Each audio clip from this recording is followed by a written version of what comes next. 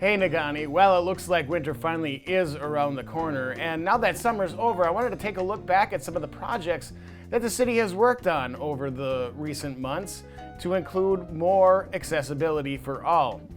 Now, my friend and fellow council member Kevin Flowey was super gracious enough to sit down and talk to me on camera about why these changes are important from his perspective and are a priority to this city council. Check it out.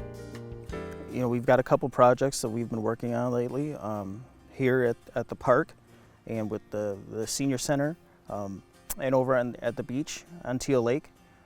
We've all tried to make sure that each of these projects that we're working on are ADA compliant, and we want to make sure going forward that future councils and future city managers and mayors that they follow the example that we're setting. Everyone matters. It's as simple as that. My job as a city councilman is to serve all the people. And people move up here because it's a beautiful place to live. It's a great place to live, and I want everybody to enjoy that. And I also know that there are a lot of people out there who have challenges even greater than I do. And the improvements that we're making on the projects that we're doing are going to benefit them even more. There's probably a dozen times a day where I have to think twice about how I'm going to navigate something. I would absolutely use Teal Lake now.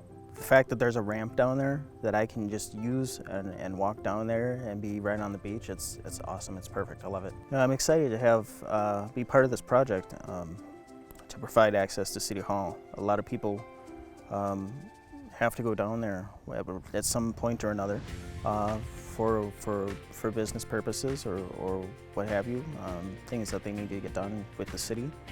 And it's important that everybody is able to do that.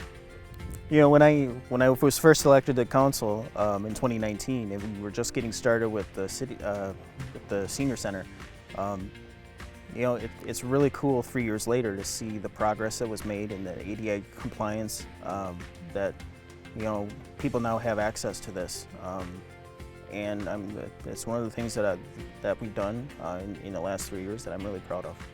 You know, when I come down to this park, you know, I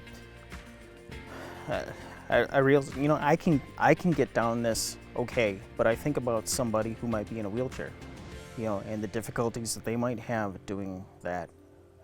And these are the types of issues that the council has been working on. We're all temporarily abled.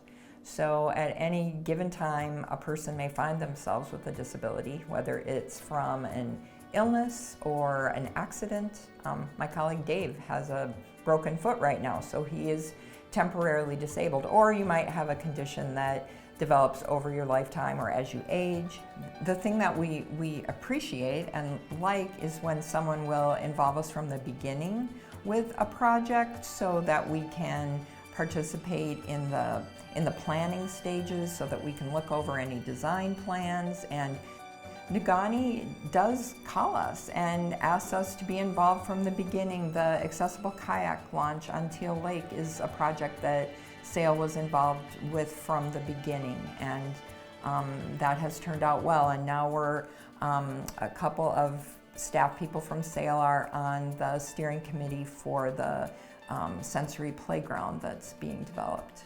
I think Nagani, from what we can see, takes a very proactive stance on accessibility, and calling SAIL when there is a project that's in the works or even just being thought of to discuss has been, you know, it's a proactive way to approach this.